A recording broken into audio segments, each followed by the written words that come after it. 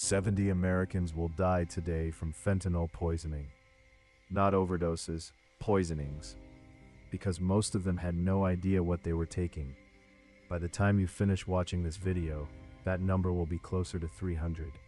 This is the deadliest drug crisis in American history, and the policies that created it were made in Washington, D.C. Chapter 1. The Death Toll. Let's start with the numbers because the media won't give them to you straight. According to the CDC, over 112,000 Americans died from drug overdoses in 2023. That's more than the entire population of Berkeley, California, gone in 12 months. 70% of those deaths, nearly 80,000 people, were caused by synthetic opioids, primarily fentanyl. To put that in perspective, more Americans died from fentanyl last year than in the entire Vietnam War, more than Korea, more than Iraq and Afghanistan combined. Fentanyl is 50 to 100 times more potent than morphine. A dose the size of a few grains of salt, 2 milligrams, is enough to kill an adult. And here's what makes this crisis different from every drug epidemic before it. The victims aren't just addicts. They're teenagers who thought they were taking a pain pill they found at a party. They're college students who bought what they thought was Adderall on social media. They're veterans who were prescribed medication and then couldn't get it anymore. Fentanyl is now the #1 cause of death for Americans between the ages of 18 and 45. Not cancer, not car accidents, not heart disease. A drug being manufactured in China and smuggled across our southern border. Chapter 2. Following the supply chain. Now let's follow the drug. Where does fentanyl come from? The answer is simple, and it should make every American furious. Most illicit fentanyl originates in China. Chinese chemical companies synthesize fentanyl precursors, the raw ingredients, and ship them to Mexico. Once in Mexico, the Sinaloa cartel and the Jalisco New Generation cartel use those precursors to manufacture fentanyl in massive industrial quantities. Then they press it into counterfeit pills that look exactly like legitimate pharmaceuticals, and smuggle them across the southern border into the United States. The numbers at the border are staggering. In fiscal year 2023, Customs and Border Protection seized over 27,000 pounds of fentanyl at the southern border. 27,000 pounds. But law enforcement experts estimate that border agents only intercept between 5 and 15% of what actually crosses.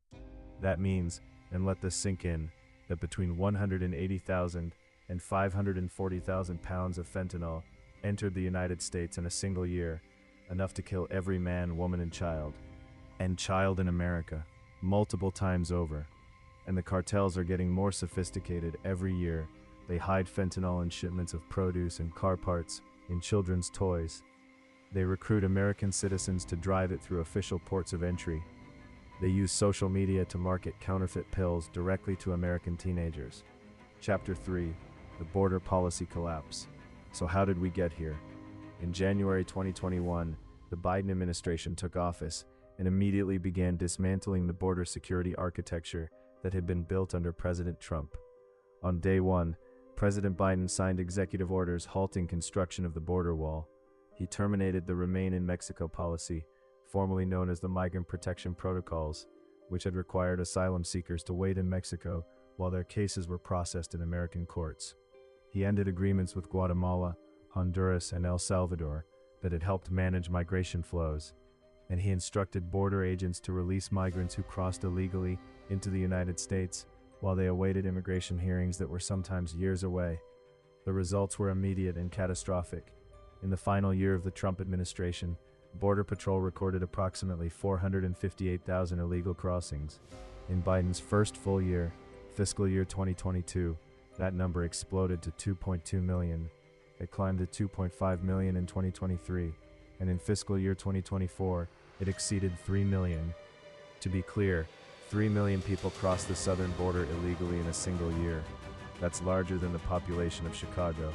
And with those millions of migrants came the fentanyl, because the cartels, who profit enormously from human smuggling, also use migrant crossings to distract and overwhelm border agents, creating gaps in surveillance where their drug shipments move through. Department of Homeland Security Secretary Alejandro Mayorkas was told by his own agents that border operations were in chaos. He stood before Congress and said the border was secure. Chapter 4: The Political Battle. Here's where the story gets worse, because there were people in Congress who tried to do something about it, and they were blocked.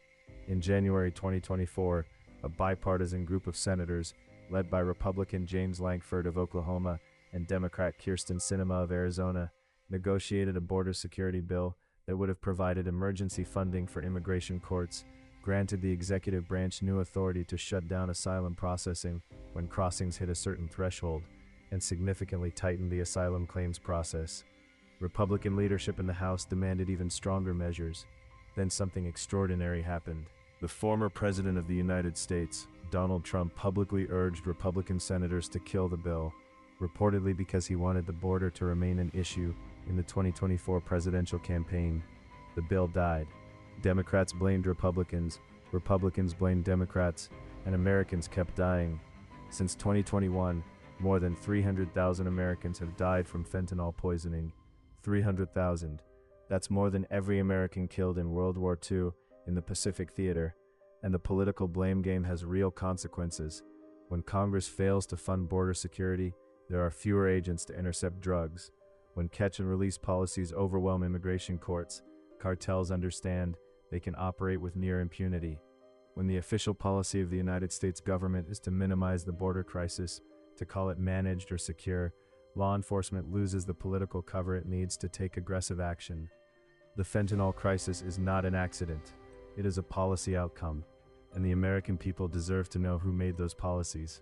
Chapter 5, Fighting Back. But across America, people are fighting back. In Texas, Governor Greg Abbott launched Operation Lone Star, deploying the National Guard to the border and authorizing state troopers to arrest migrants for trespassing under Texas law. Abbott also sent migrants to sanctuary cities including New York, Chicago, and Washington, D.C., making those cities confront the consequences of their own open border policies. Several states have passed tough new fentanyl laws, classifying fentanyl distribution as a form of chemical homicide when it results in death. Law enforcement agencies across the country have formed specialized fentanyl interdiction units, and families who have lost loved ones to fentanyl, the SAL Coalition, the families behind Lost Angels, have begun naming their mission Stop the Bleed. They are lobbying Congress. They are showing up at school boards. They are changing minds. What you've just heard is not opinion. These are the documented facts, numbers from the CDC, from Customs and Border Protection, from the DEA. The fentanyl crisis is the greatest preventable mass casualty event in American history, and it is happening because powerful people made deliberate choices that prioritize political power over American lives. If this video made you angry, good. That anger belongs to you. Share this video. Send it to someone who needs to see it. And if you want more deep dives like this, subscribe to America First Daily, because the truth doesn't report itself. We'll be here when you need it.